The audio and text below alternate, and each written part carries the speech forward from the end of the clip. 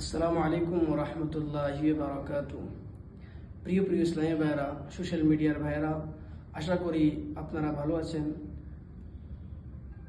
আমরা মুসলমান, আর মুসলমানদের সবথেকে বড় হলো যে আল্লাহকে রাজি করা এবং সোনার নবীজি সাল্লাল্লাহু তাআলা আলাইহি ওয়াসাল্লামের রাজি করা। যে ব্যক্তি দুনিয়ার মধ্যে আল্লাহ এবং আল্লাহর রসুলকে রাজি করে নিবে, সেই ব্যক্তি কামিয়াব হবে। প্রিয় প্রিয় ইসলামী ভাইয়েরা, আমাদের মাঝে অনেক ব্যক্তি কামিয়াবি কোথায় এটা তালাশ করে। কামিয়াবি আমরা কোথায় পাবো, সফলতা আমরা কোথায় পাবো, মানুষে ওইটা তালাশ করে।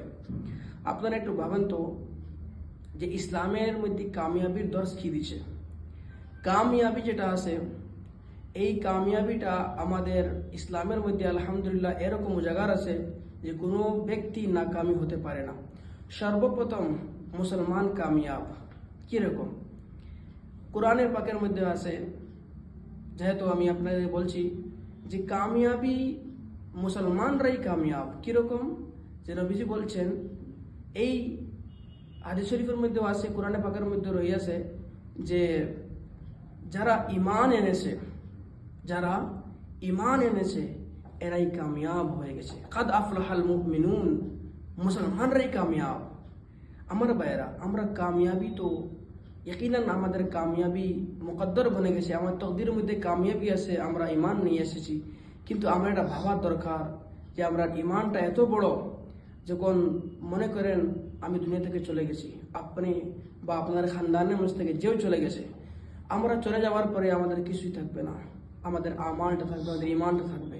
আমরা আমাদের ইমানের বিষয়ে লইয়া আমরা ইমানের ফিকির আমরা কতটুকু করি, আমরা নিজের ইমানটাকে ভাবি না যে আমাদের ইমানটা আছে এটা কীরকমে মজবুত হবে। আমরা আমাদের ঘরটাকে মজবুত করার জন্য আমরা অনেক অনেক পিল্লার লাগাই, অনেক আমরা খাম্বা লাগাই, খুঁটি লাগাই, ওর জন্য তাকে আমাদের ঘরটা মজবুত হয়ে যায়।